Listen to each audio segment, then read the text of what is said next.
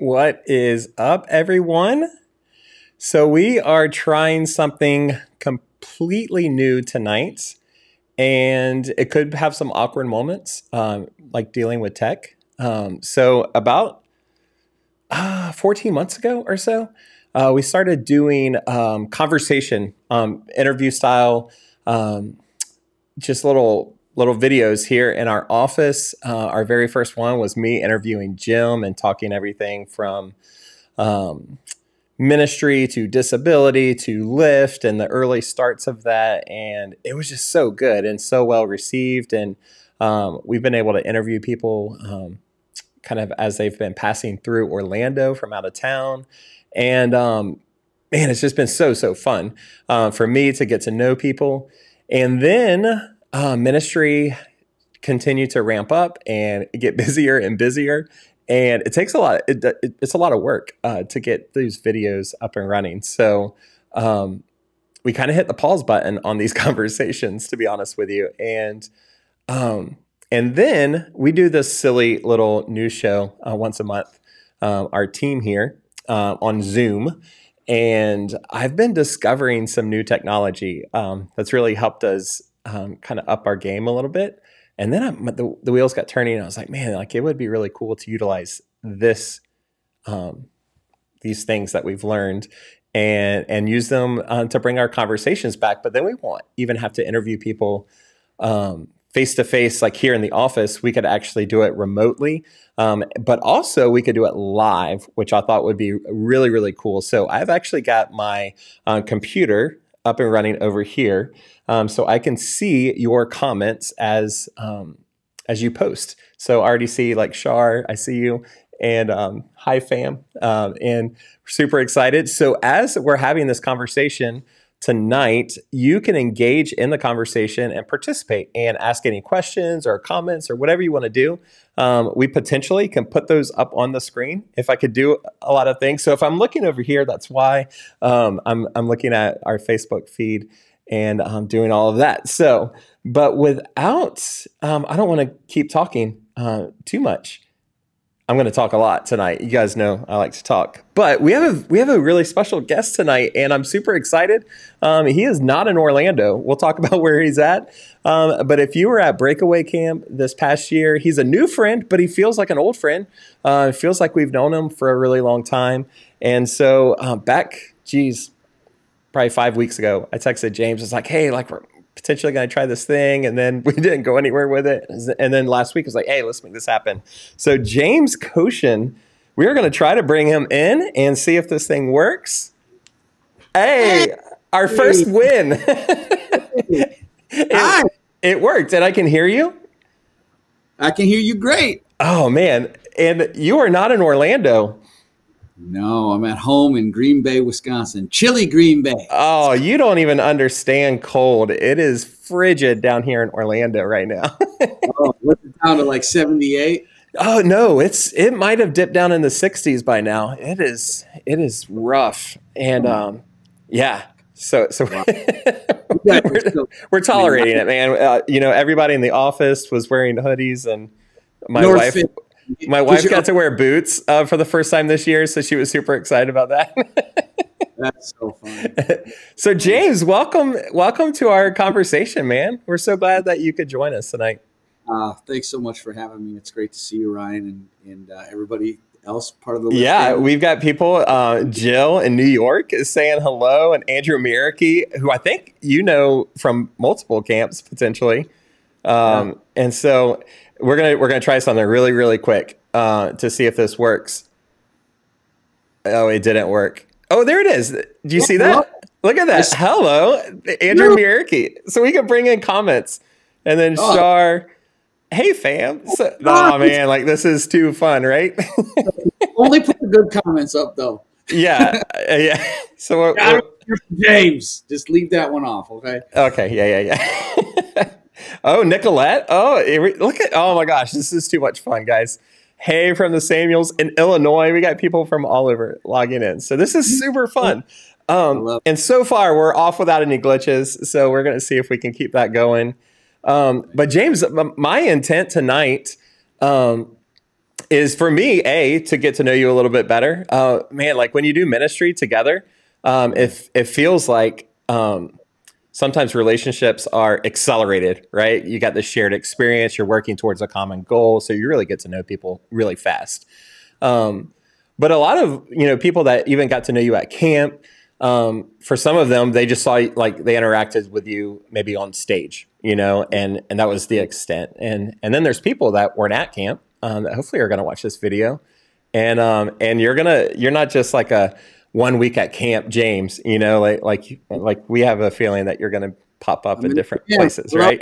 now we're in. We're together. Yeah. So tonight, I want everybody to get to know you better. And oh, look at that. We got Lori Lamb, Tyler, who was at camp. That's his mom. Hi from the Lamb fam.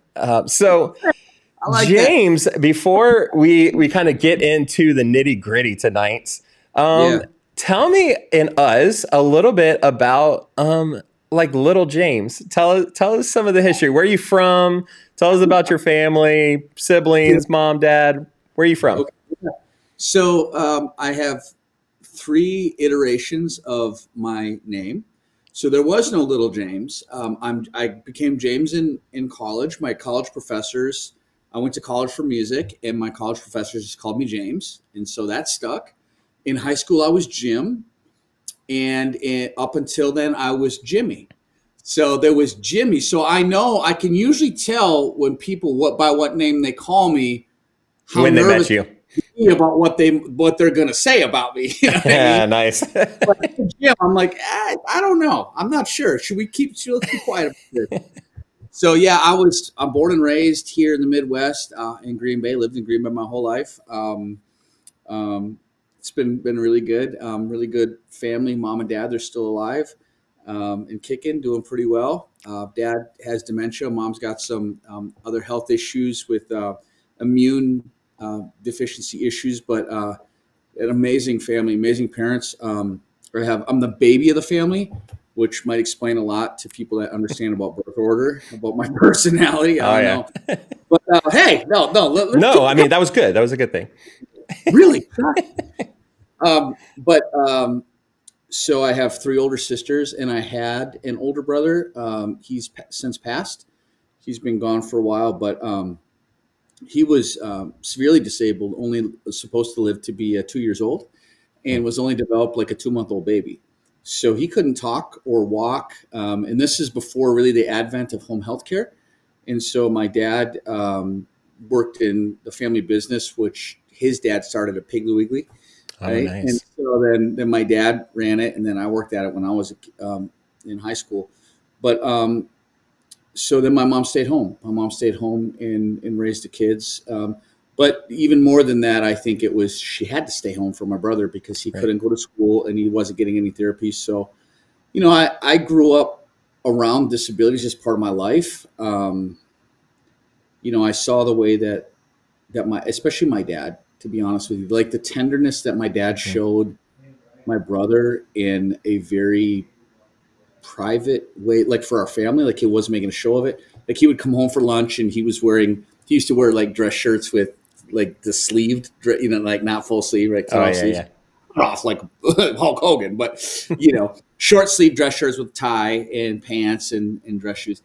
And he would put like a burp cloth over his shoulder, and he would hold my brother because my brother he had a full size adult head when he was older, but he was so thin, like his arms were just real thin, right?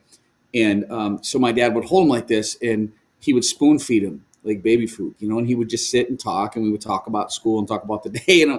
It's like that's just how I was raised, right? So. So yeah, I mean, it was really a miracle in a lot of sense that my brother was able to live as long as he did, and the doctor said that he was the longest living person with his severity of disability, with his specific kind of disabilities ever, and they really couldn't attribute that anything other than to just love and care of the family, which I such a benefit of, right? So Sure. so anyway, when I was a kid, when I was 13, I was diagnosed with type 1 diabetes.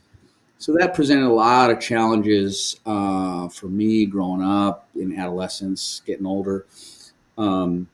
And, I mean, I still have it. I wear the insulin pump, but, I mean, I grew up in a family that was really, and is very loving and very kind. And, we're like huggers, like if something, I mean, stuff goes wrong or whatever, you try to work it out, you try to hug it out. It's good. A lot of sarcasm in the family, Nice. so I like that, Yeah. not Oh, every, yeah. but when like our little kids became sarcastic, I was like, yes, that's good. They're like, that's terrible. And I'd be like, no, that's good. They're funny. But, time and place. Right. But Sure. anyway, so yeah, I mean, just really just nice Midwestern, upbringing. Not really a great student, to be honest. I've been pretty creative, kind of a black sheep of my family in that way. And, teachers don't really appreciate being questioned about their syllabuses and maybe better ways that we could go about doing things Have you from thought about this? right, like, No, you're dude, the student. Be quiet. cocky kid. So, so yeah, but music. Yeah, my dad is very musical. My family's very musical. So I've just been around it my whole life, and music has just always filled my life. So I think it was pretty natural. And interestingly, when I was like 18 years old, my dad talked to me about taking over the family business, like Oh, the gold, wow. and he kind of made it like appealing, like, yeah, man. He didn't say yeah, man.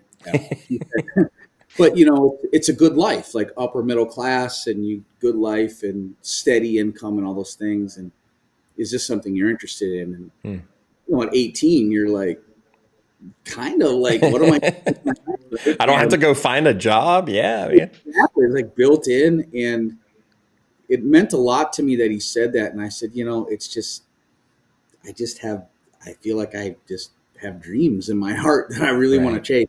And he loved that, and he supported that like every step of the way. So it's been a really windy road to where we've ended up here. Yeah. Um, been some potholes along the way, right? And Yeah, for sure. like I'm on my own, to be honest with you. But I'm glad to be where we're at, and I'm looking forward to what's coming up next. That's awesome, man. Hey, Yeah. so we are going to talk about disability ministry specifically in a little bit, Yeah. but it is always intriguing to me, people in kind of our world that are really serving families or individuals impacted by disability. There's always kind of the backstory to that, and for me, like I have my earliest remembrance of seeing a different ministry. They came into my church and they performed at my little tiny church in Ocoee, Mm. and I was so intrigued. And even like as a kid, like that stayed with me into my adult years. And I think ultimately was really the first seed that brought me to where I am now, Wow. full time, ministry. But how old was your brother when he passed, or how old were you? That's a good question. I was 28. Okay, so you like your entire formidable years and even Yep. your early adult years were really like this was just part of who you were. Is it in your DNA? Exactly. So did my DNA. And then, so then, when Jill and I got married, I have a daughter from previous marriage, out of high school. And when Jill and I got married, she got pregnant, and we lost the first baby, but then she got pregnant again. And then our son Nate was born. And so then he has Down syndrome and spinal muscular atrophy 3. And that didn't really like scare me at all. Like I was like we just didn't know. Like, and as a Right. matter of fact, we had no idea. I mean, there was like they said 5 to 10% chance that he might have a disability. What's the elephant in the room? Is it Down syndrome? Like, okay, Right. we did like, and it was interesting. I remember saying to Jill, and I remember saying to the doctors that like he was so close. I mean, her belly was sticking, like he's so close, and yet it feels like he's galaxies away. You know what I mean? Yeah. Like, how can he be so close, and yet like we just want him to be born, and Right. we just like however God has created him, we're grateful for, Right. right? And um, so there haven't been, and so Nate turns 15 actually tomorrow. Oh, nice. Yeah, man.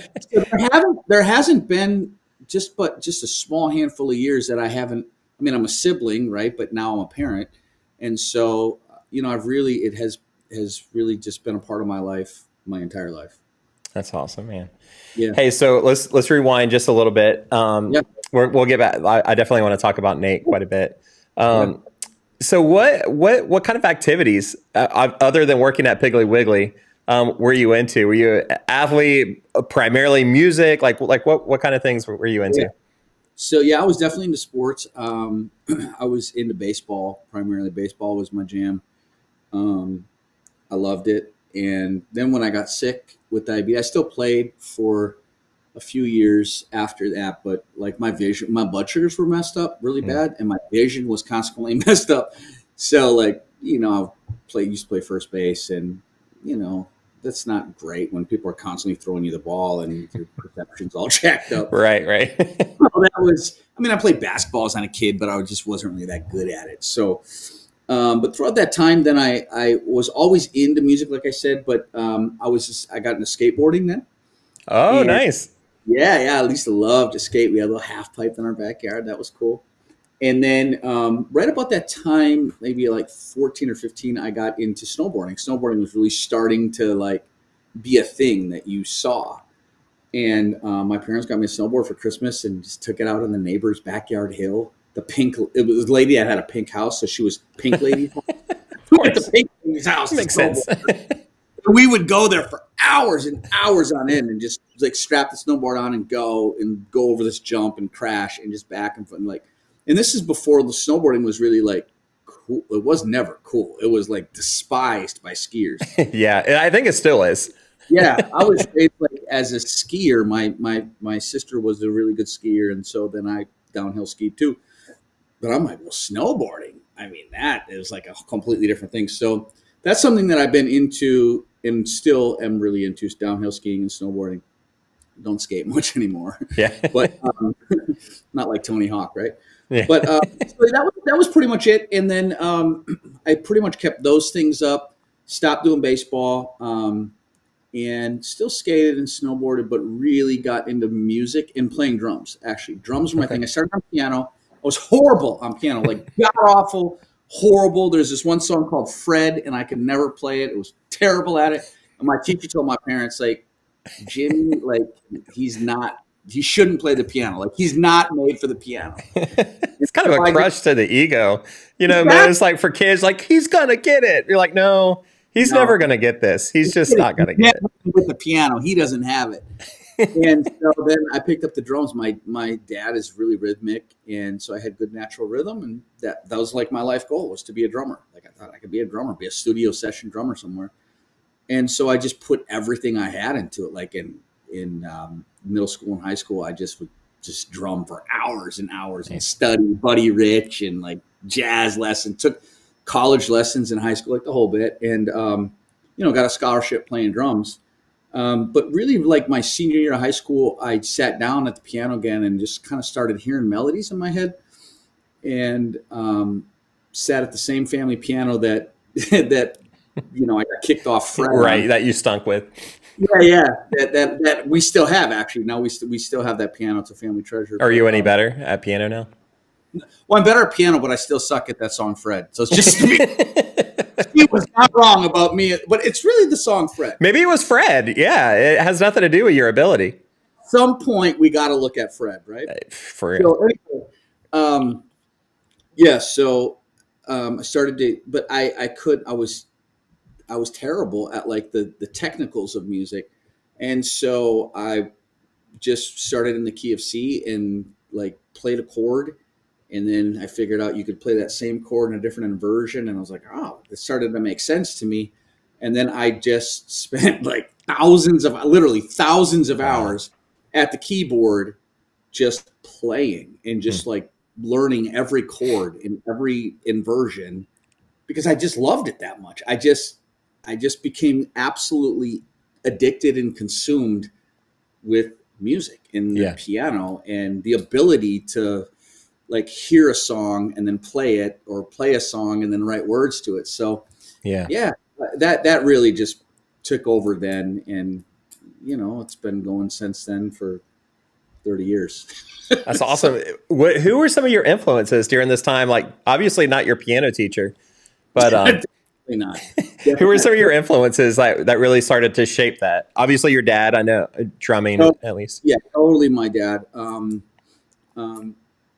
one person that, and I've thought about this person a lot, and I really need to write a letter to her. Her name is Dr. Cheryl Grosso. She's a percussion instructor at University of Wisconsin, Green Bay. And I'll never forget, man. So we had to take like music theory, and I was horrible at music theory. And so she would play on the piano, and then I would sing. Like I had to match the tones, and I had to sing the notes without hearing the thing, and I was terrible. Like, oh, I can't do this, right?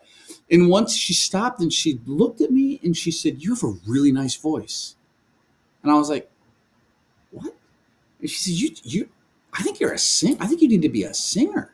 I'm like, "What are you talking about?" She's like, "I'm going to tell Dudley Birder, the guy that did the vote, like, I think you have a great voice." And it was just so out of pocket for me, but it was so sincere. Like, I'll never forget her face, and it was like she just breathed like life into my heart at that moment. You know what I mean? Yeah. Like, maybe I could do this, right? So, Wow. so she was a big inspiration. I've always liked. So like the way I play piano is very rhythmic. It's like a drummer, actually. Yeah. I play piano like it's very rhythmic. So people that play the piano that way, like Stevie Wonder and Michael McDonald, they play very rhythmically. I mean, I love people like that. So I cut my teeth on a lot of that stuff. Brian McKnight is a guy that I love. Mark Cohn, another piano player. Bruce Hornsby, right? I mean, all those guys. Yeah. So yeah, just a pretty big range of music, just good music, just good writing, country songs, pop songs, Christian songs, singer-songwriter, like whatever, Yeah. It's a well-written song. I'm like, ooh, that's awesome. I'm Nice. a fan. Yeah. Hey, we got some people on Facebook chiming in. Gail Owen is watching. See, we'll put some of these up here really quick. Oh, I thought this was funny. Shar says that Jim had the same name changes.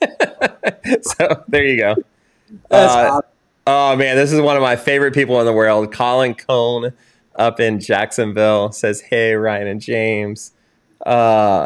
Man, you guys keep... and Andrew Mierke says his parents say hi. So there you go. Hi, Andrew.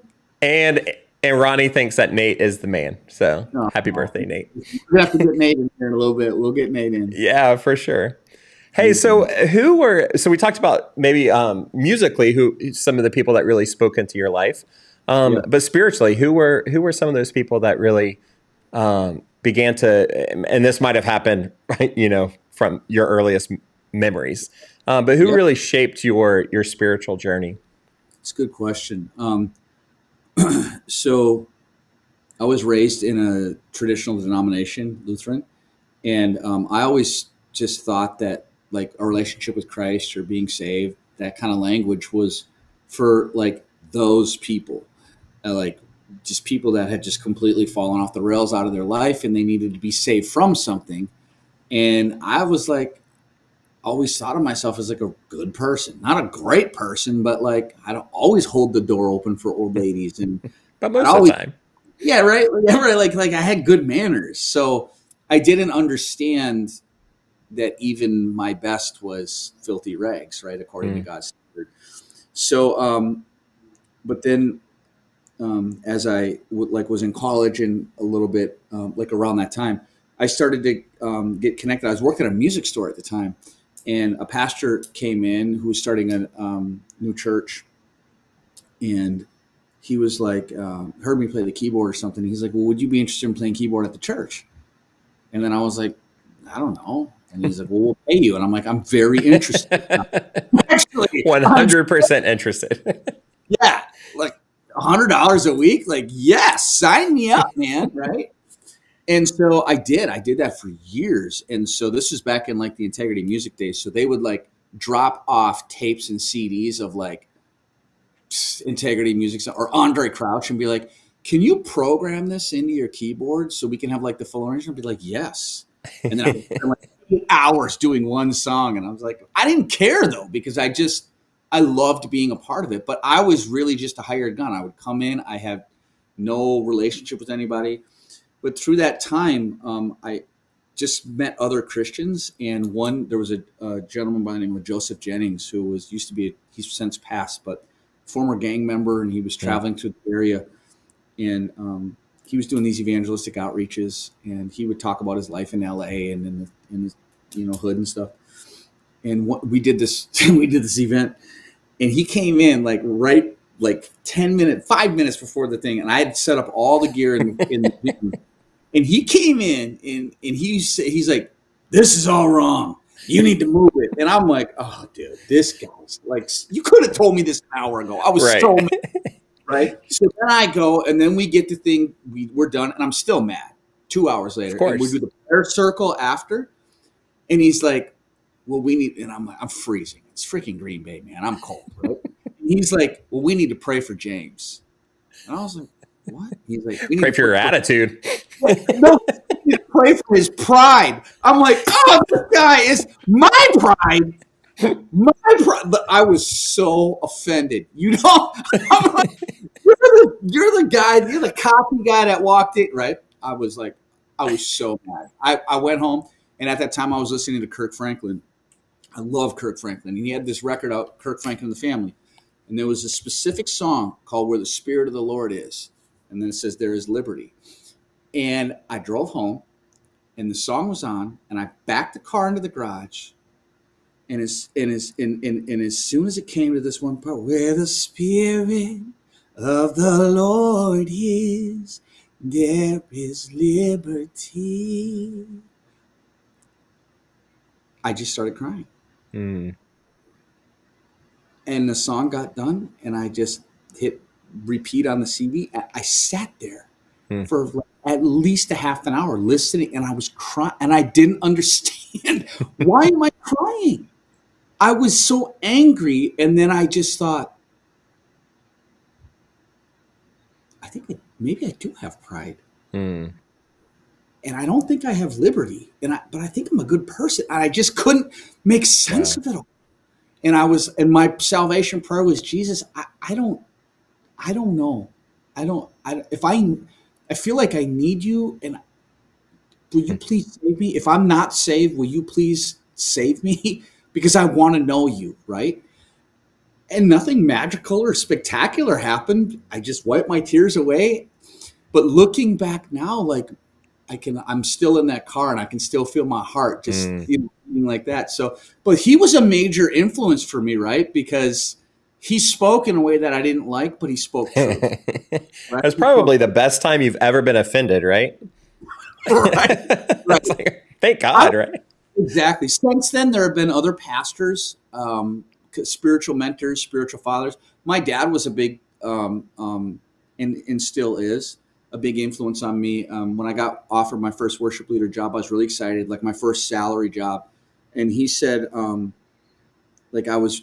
thought he would be so happy for me. And he was, but he said, "This is the kind of thing where you can't just talk the talk. You need to walk the walk." And I was like, "Oh, God, Dad, come on, man." And he didn't really know everything that was going on in my life, but God spoke through him in that moment where I actually told the pastor, no. It was like the perfect financial, like everything I wanted, but I knew he was right. He was right. So there have been a lot of people that have spoken into my life, and that continue to, up till Jim and Tony and just Sandy from camp, like really spoken in my life at camp. So I want to hear from people that can see things, and that can see things, especially in me, like my own blind spots. I can't see them. I don't even know they're there, because I want to stay, on track and in the rails. So there's been a lot of, Well, let's fast forward to kind of current day. Like what are you doing now? You wear different hats, several different hats, and so what do you do professionally? And tell us, catch us up a little bit on that.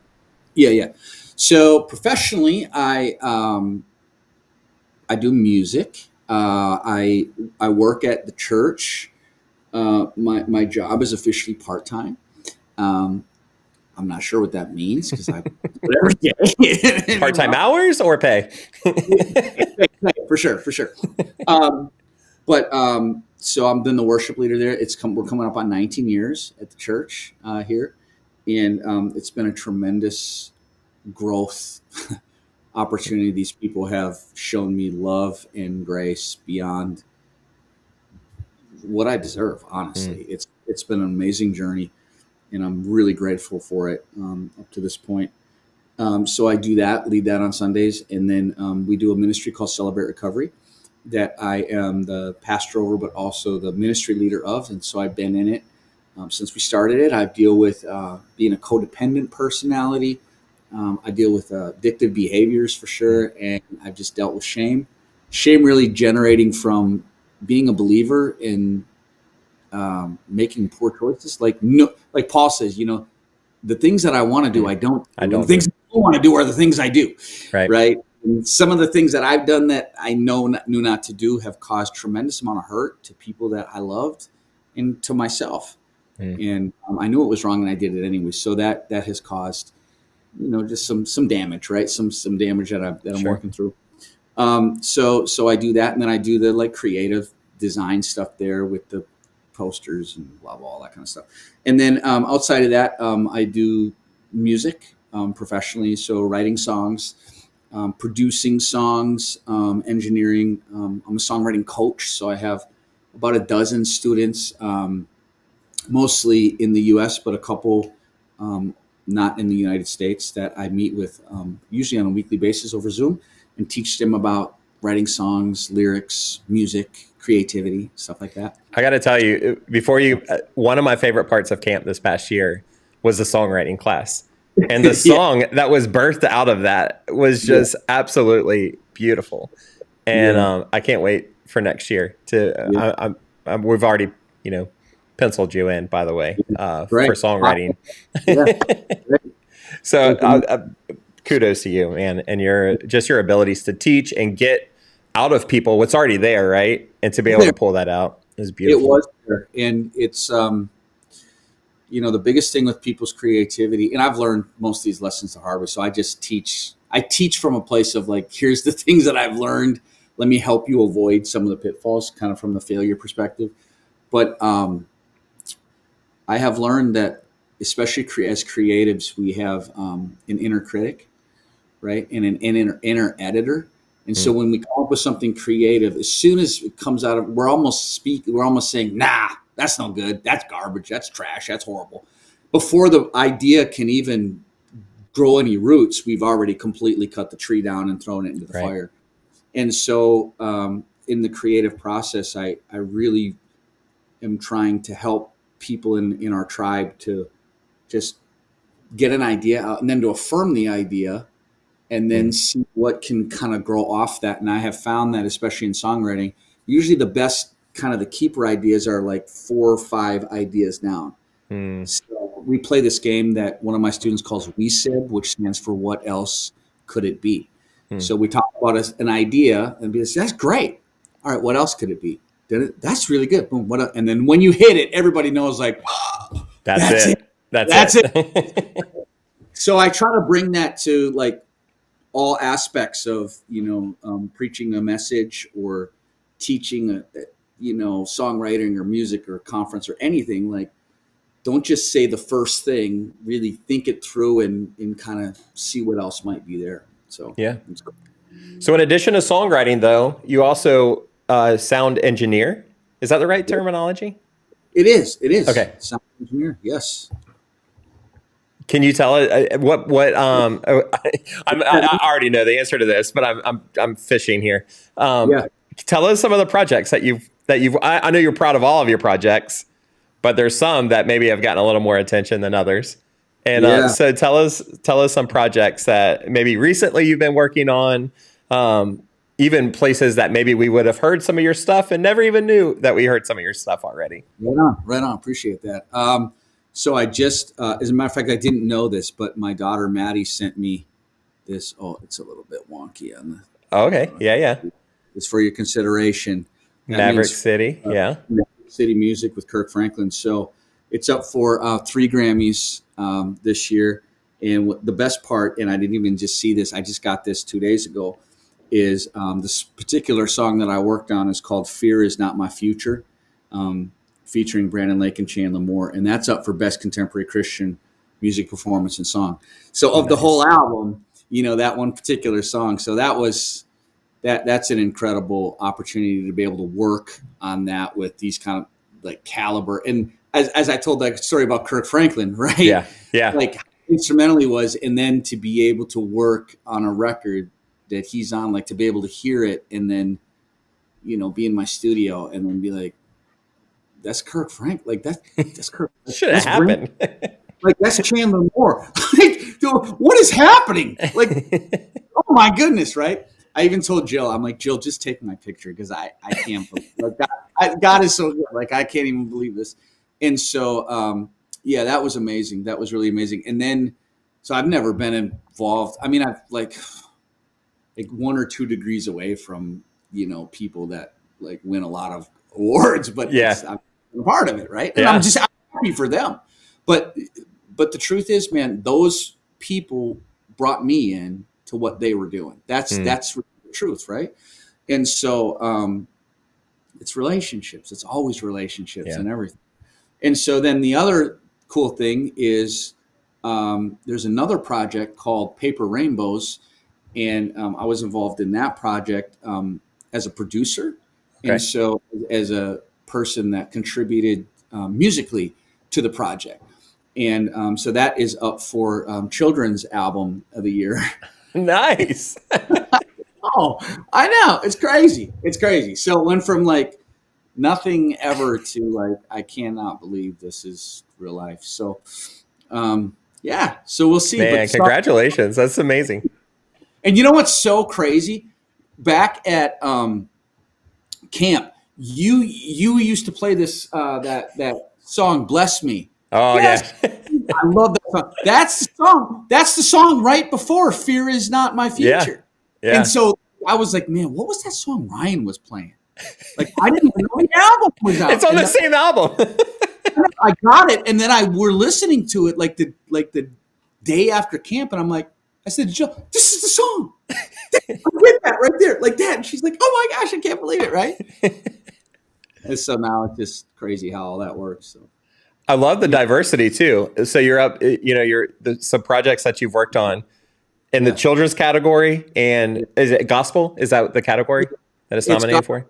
In contemporary Christian music, yeah. Nice. CCM. I think next year you should try to add a third in a different category, though. Maybe country, heavy metal. I don't know. I would love to. I would love hip hop. Love to.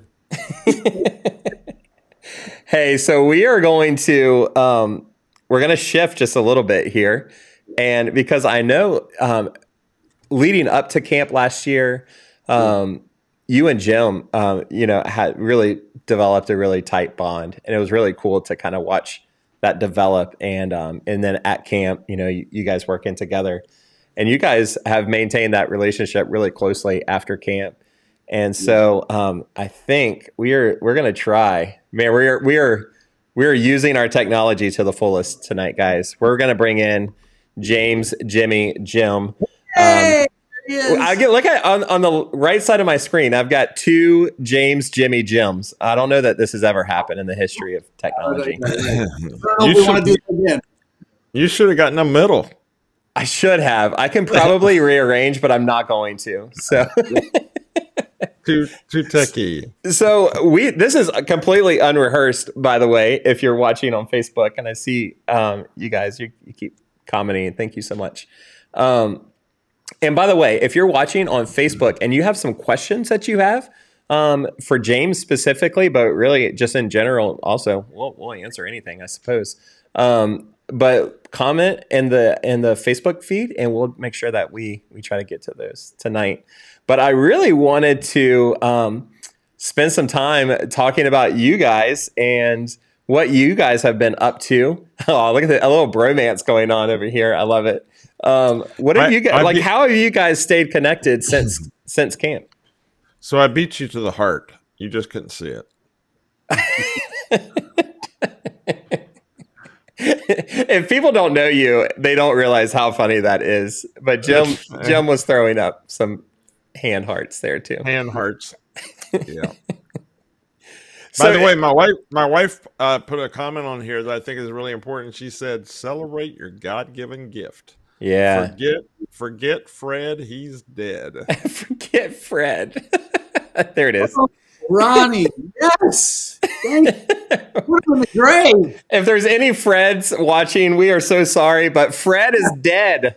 Fred So, is you gotta watch dead. it, okay? Thank you. Well, hey, I guess I'll start with Jim, current Jim, Yeah. and so what have you two been I'm up to? Jim. I'm Jim. He's James. Yeah, what have y'all been up to? How have y'all stayed connected since camp last year? Or I guess it was this year. It feels like a year ago for crying out loud, but it was really just Yeah, like 5 months yeah. ago. So James and I, after like during camp and then after camp, he had some time before he went back home, and we just really connected and just started dialoguing. And we're at a certain point, I guess both of us looked at each other and said, "This can't stop. We got to do this." So and this is really, I think, a really good thing to do for your development, your faith is we set a time and it's the same time every other week. And so we do it at the same time every other week. Just get together, we talk about the weeks behind us, maybe what's ahead of us. But basically we just open up in really honest conversation. Hmm. And I'll have to say this. I told James this early on, back when he was even here in Florida. I said, it's been a long time since I had any desire to be creative until God brought James back to camp. And all of a sudden I just felt this creativity start rising up. And of course he wants me to write music and stuff like that. And I'm like, okay, whatever. Well, I mean, For I those didn't of you tell- that don't know, Jim is an incredible songwriter and accomplished writer and singer as well. So I never, we never got to the part of what my rate was, though.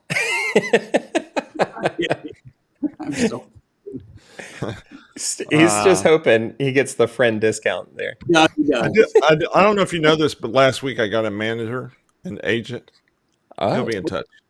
Oh, great. Okay. You have him call my people. Have him call Bill. Okay. No, that's. I'm pretty sure that might be me though. So Yeah. I'll text you tomorrow, James. Perfect. Oh man, He's an accomplished songwriter. Yes, he's got a beautiful voice and a beautiful heart to go along with it. You know, I was talking with someone that I think it was today. I feel like that, for the longest time, like I felt like God had just shifted my calling, and I don't know why. I think sometimes He has to do that to focus you on what He wants you to do at hand. So He shifted me a little bit, and so now I feel like I feel like God's bringing it back, and I think God's just putting really great guys in my life, good men. Ryan, you just been such an instrument in just kind of breathing into Lyft and breathing into me personally, and I think God's just been really working to bring it all back to life, And I had a conversation with my pastor yesterday, and he said, "This you're not dead." Hmm. He said God's breathing through you. Wow. And I just thought that was really just an encouragement of what's happening. But basically, Ryan, I think the key to any great relationship is just open, honest conversation.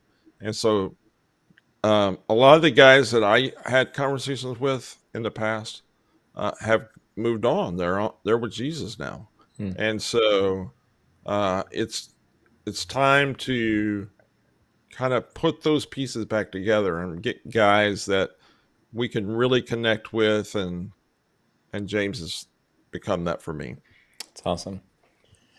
So the three of us, man, I feel like we should be done. Pass the offering plates right now. And It's a romance moment. beautiful.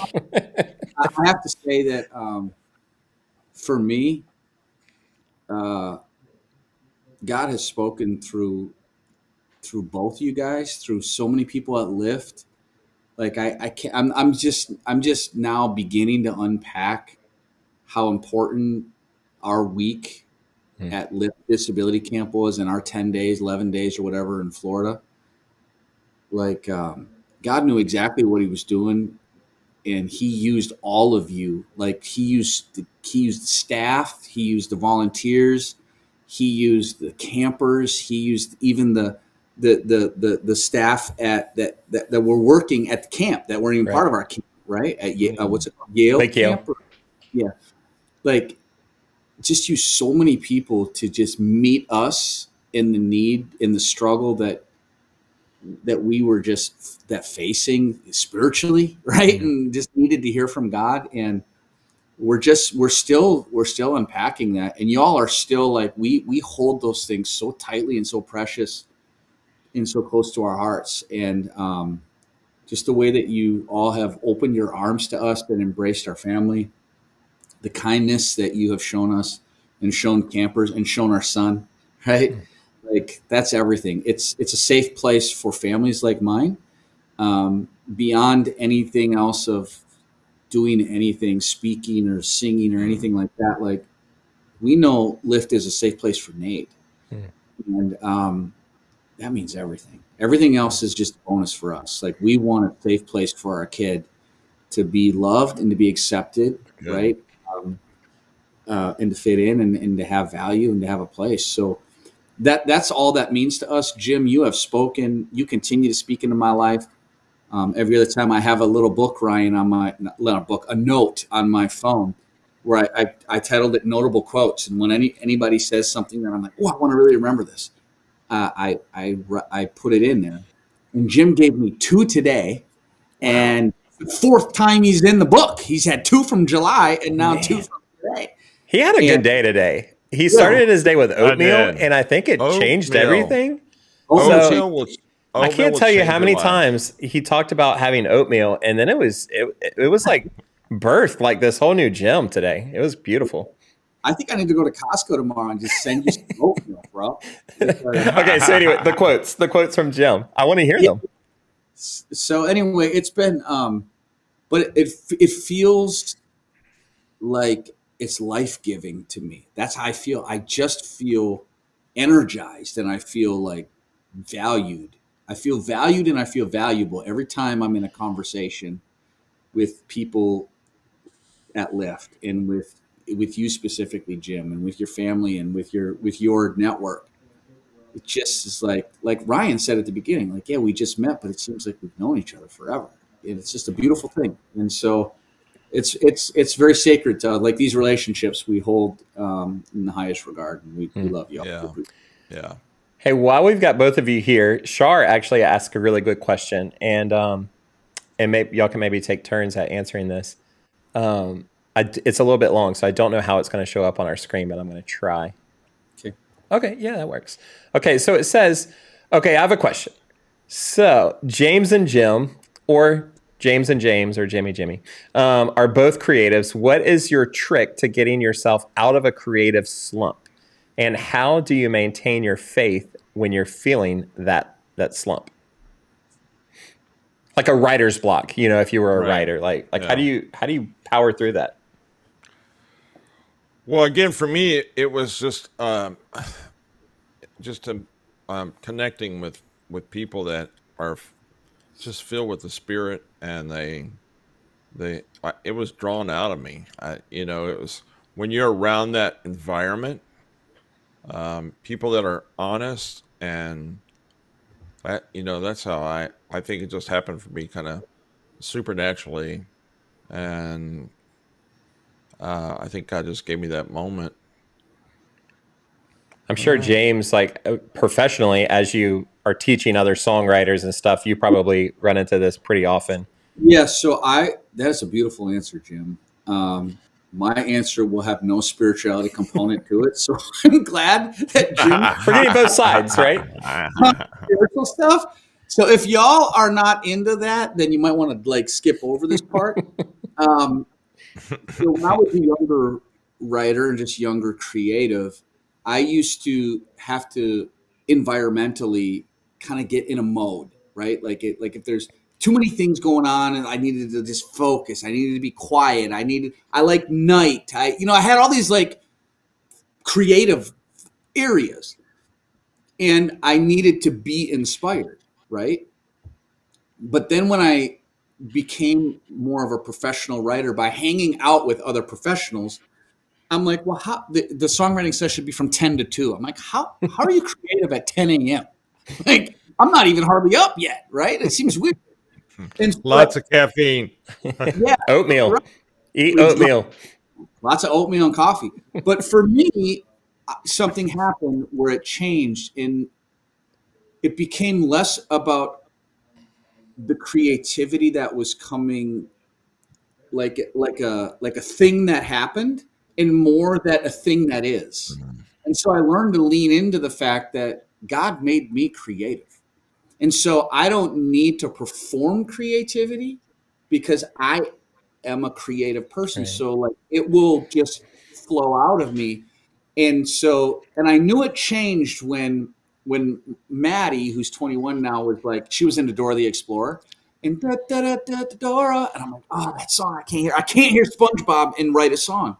And but then the kids had it on, and my studio door was open, and they were loud, and the cartoons were on, and I was in there working on a completely different song, and I'm like, oh, it changed, like that changed. So I think the battle for me for creativity is less about the writer's block or the slump of creativity. I think it's other things that restrict the flow.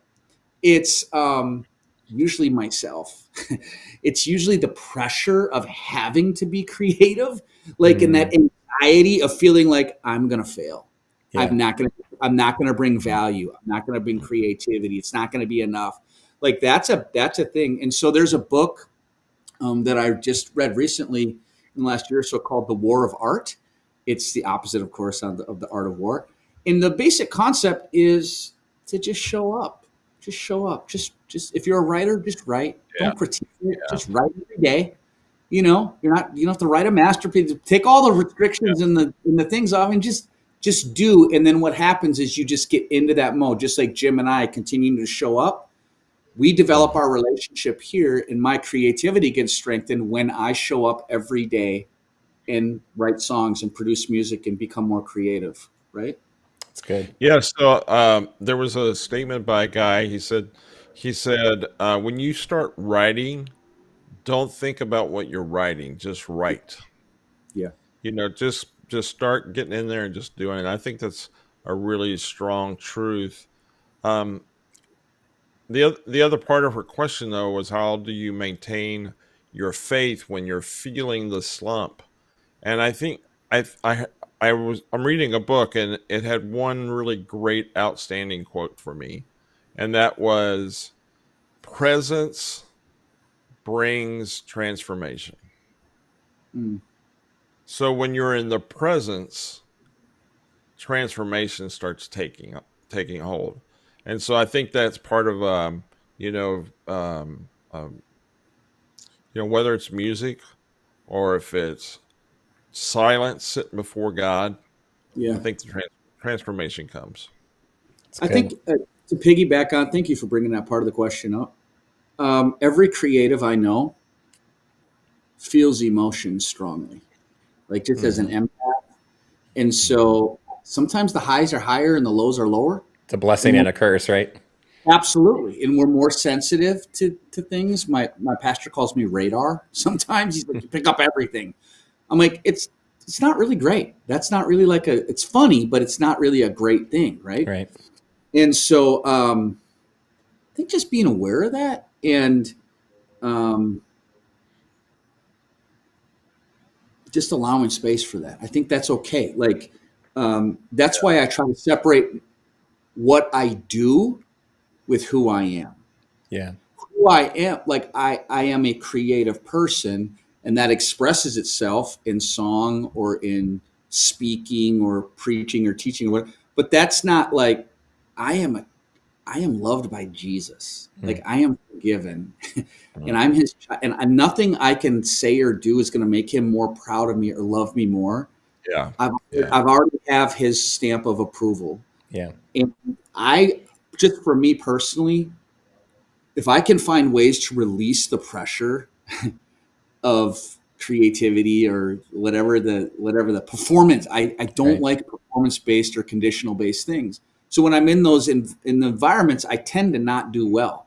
So then I have to recalibrate back to who I am is different than what I do, right? Because what I do can be like not received well, but that's not a judgment on who I am. So I don't know if that helps, Sean, but these are just some of the things that I have experienced along the way. Really good. Hey, this will actually serve a little bit as a transition to talk about disability ministry specifically. We have a question. I think this is actually from Owen, potentially, on Gale. And he's asking, are you coming back to camp in 2023, James? You want to answer that? Yes, absolutely, 100%. I'm coming back. We are excited about that. James is coming back, y'all, and we are so excited.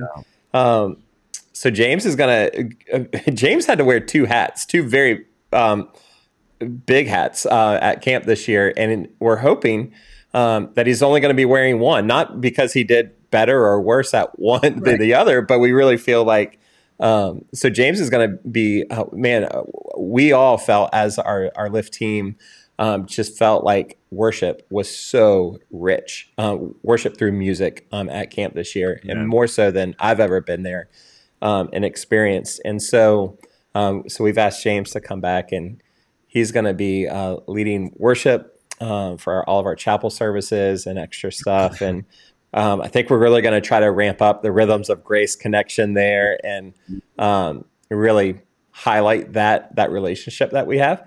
So James is coming back, y'all. He's coming back. No way. We're very excited. Jill and Nate, man, we travel as a team, and we loved working with CAC Rhythms of Grace. With Kaylee and the team, and we just look forward to everything that's going to happen from that. And I still have a bracelet. One of the you can't see it here, but it says "Choose Inclusion." And I said to one of the CAC team members, like, "What does your bracelet say?" And it says "Choose Inclusion." I'm like, "Oh, I love that." And she said, "Oh, I'll get you one." And I was like, "Oh, that'd be so amazing." And then before the week was up, she's like, "Here, you can have mine." And I'm like, "Oh, nice." I haven't taken it off since. I'm like, "I'm gonna wear this thing, man. I'm gonna keep wearing it." So we love that. We just love it. We just love it all. We love everything it represents, and just the heart of it. It was just purely some of the most beautiful worship we've ever experienced. Yeah. Jesus loves me, right? Good.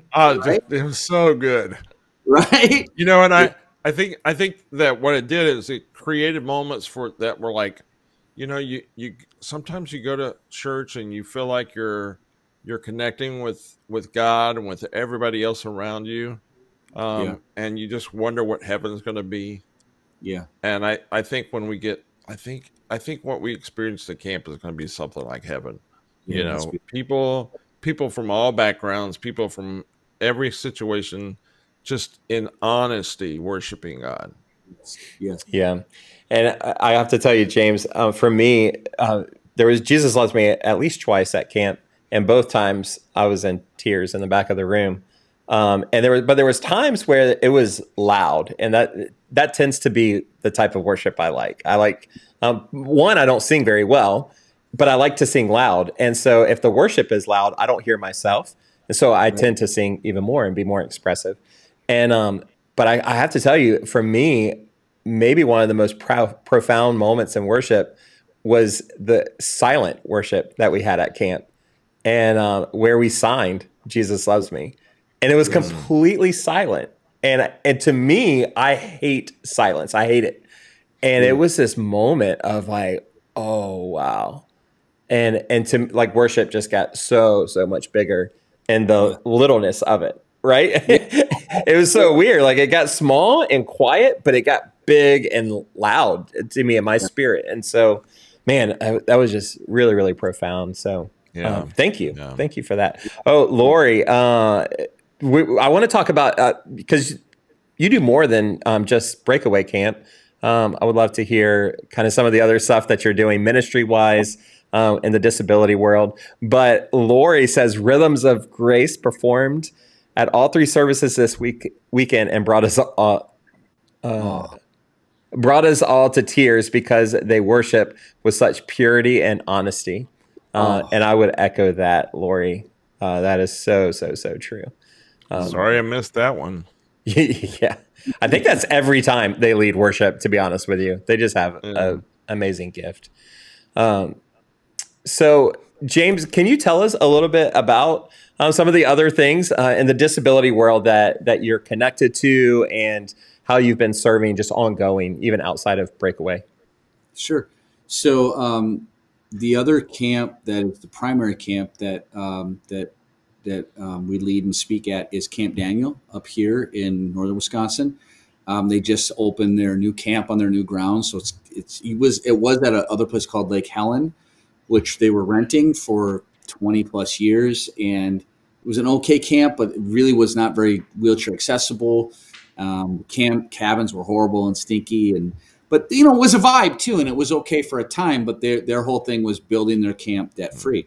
So Mm. this year was the first time they had camp there, and I had the opportunity to be the first like outside speaker to come in and speak and then do worship. And Tony, the camp director, is one of my best friends, and he's another guy that just speaks life, and we just connect on a very honest and authentic level. So that's a really big deal.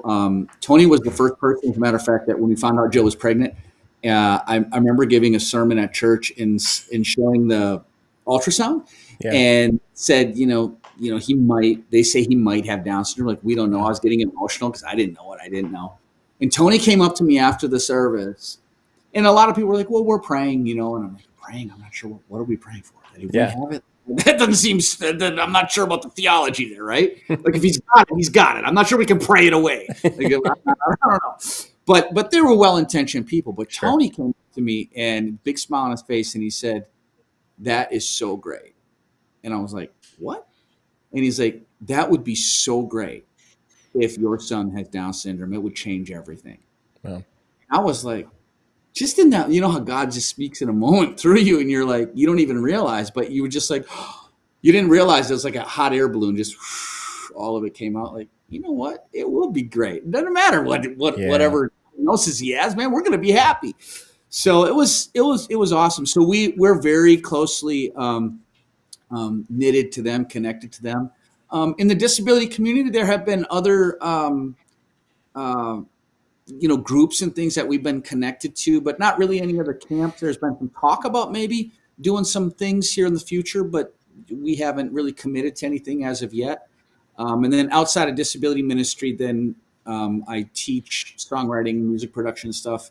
There's a conference coming up in 2 weeks in Los Angeles, so I'll fly out there for a 3-day conference. There's about 2,500 writers that come out. Wow. So it's a pretty cool thing, but it's different, right? I mean, you are who you are, and or people just connect to it or they don't. So, but it's cool because even people in that community, they know about Nate because I've talked about Nate, so they kind of see him grow up. And what's so cool is they helped to raise money for us to get a wheelchair van because we didn't have a wheelchair. Oh, that's awesome! Like, all these writers and people, they didn't know us from all over the world, and they contributed quite a few $1,000s to be able to donate to us to be able to get a wheelchair van. So it's just cool how God moves, For God sure. moves different kind of people. So, yeah, that's what we're about. Right now, our primary is Lift in Camp Daniel.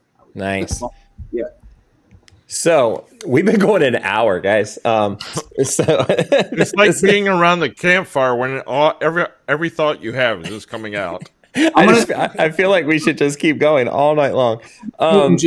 So they can say hi to you guys, okay? Oh yeah. Yeah. While they're coming in, we've got, what do we got? Jill up in New York says, this is amazing. I want to go to camp so badly.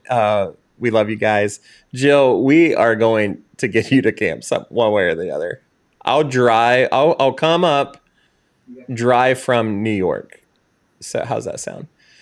We'll come get you, Jill. Hey, Nate. Oh, wow. So this is from my friends up in chat. We're going to have to figure out how to get all those comments. So did you know that the amount of people in the world with disabilities is equal to the 3rd largest country with China first, India second. Wow, wow, wow. It's Really? true. It's true. Yeah. Wow. Thank you, Colin and Sherry up in Jacksonville. So All right, do we Nate- have some visitors? They're coming in. Nate's getting in his wheelchair right now. He's coming in. Come Here he on, comes. Nice. Nate. Can't He's in- wait.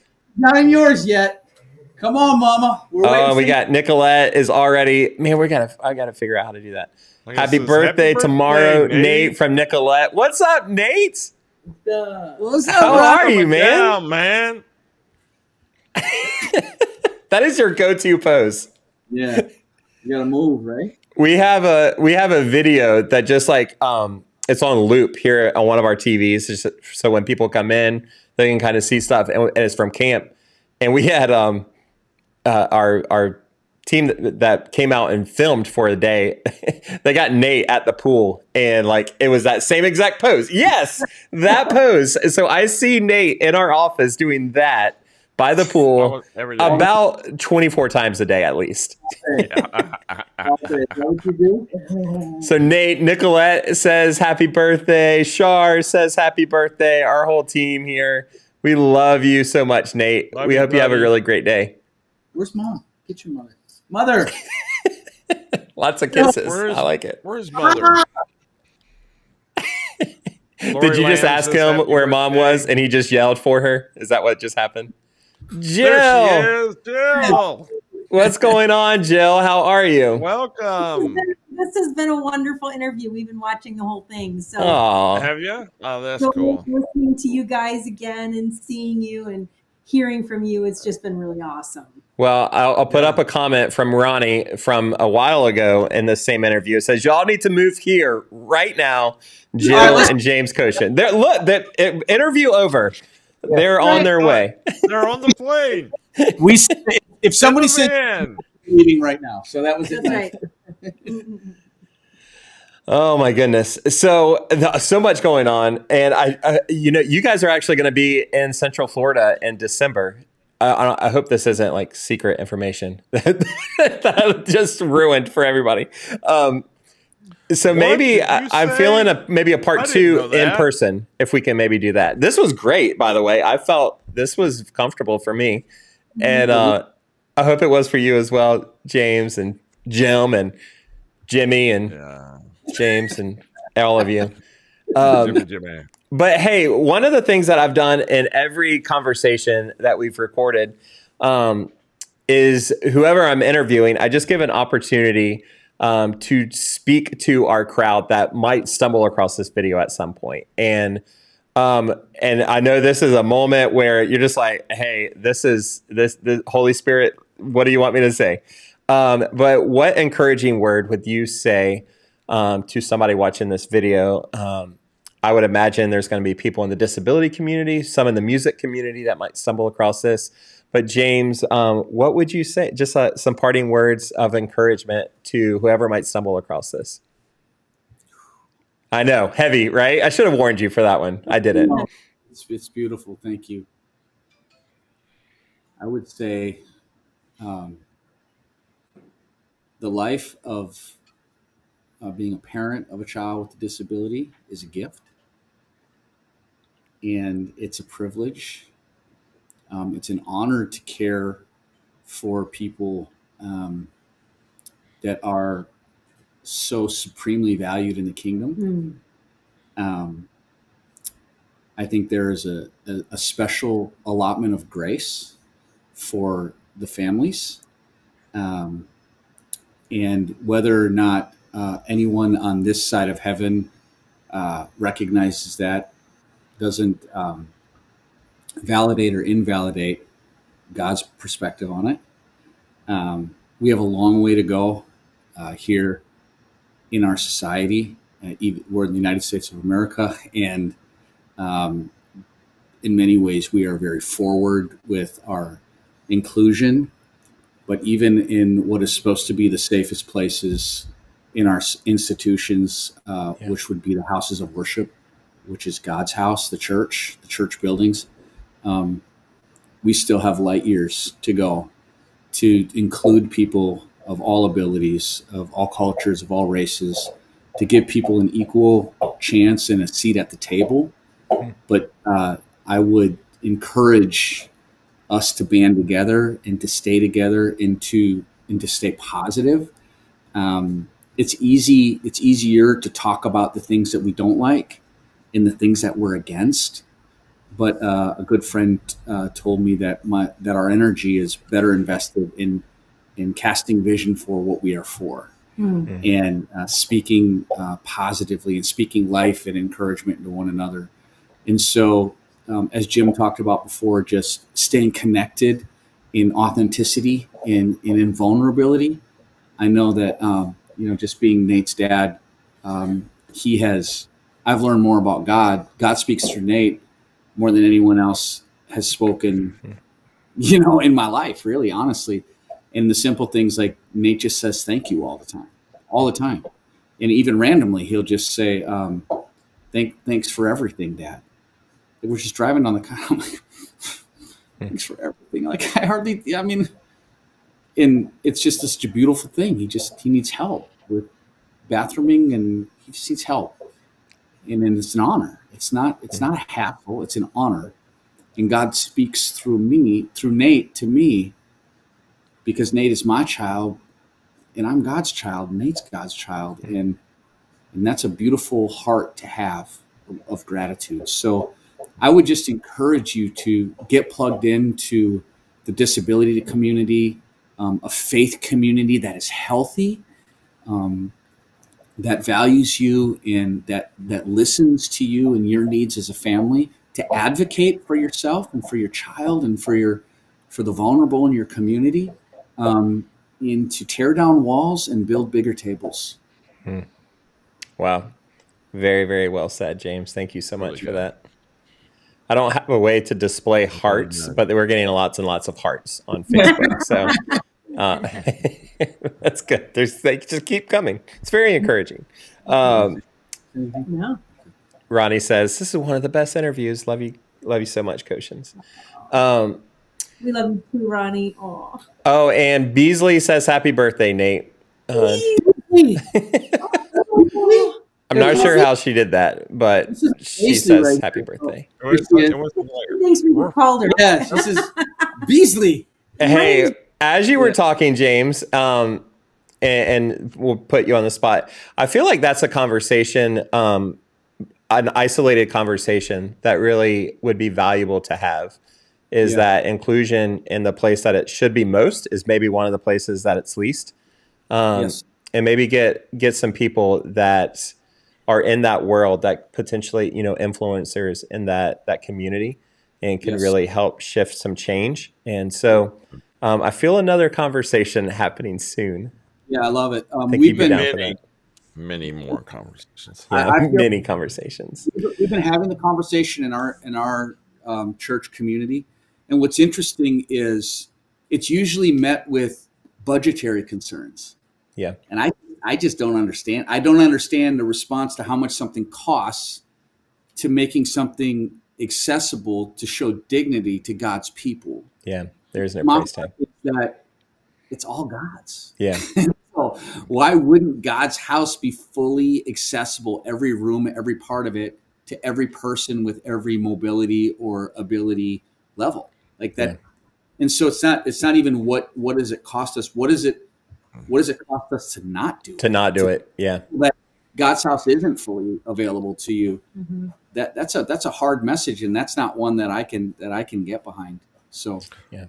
Well, I'm not saying too much, but I tell you that my pastor says that you give where your heart is, and that giving is a part of your heart. So yeah. Well, guys, this has been fun. This has been a little bit of a learning curve. I appreciate you, James, bearing with us and helping us figure this out, and Jim for jumping on. And Jim, I got to tell you guys, Jim is the best boss I've ever worked for. And there's never why are we doing this, or how are we going to do this? There's always so much grace that Jim has always shown. He's like, I think earlier this week, he's like, we're doing what on Wednesday night? It's like, we're doing a virtual interview. And he's just like, that sounds amazing. Let's see how that's going to go. So thank you, Jim, for allowing me to kind of feel like you're working toward a raise or something. No, no, I'm not. Eat lots of oatmeal tomorrow, Jim. And Oatmeal. thank you guys on Facebook that have contributed with questions and comments. We're going to keep doing these, guys. This has been really, really fun. I really like it, Ryan. Yeah, this is fun. Thank you, Nate and Jill and James, for not just for tonight, but for being part of the Lyft family. Like, we really, really view you guys as just like, we wish you were in Central Florida, but but you're part of the Lyft family, and we're thankful for you guys.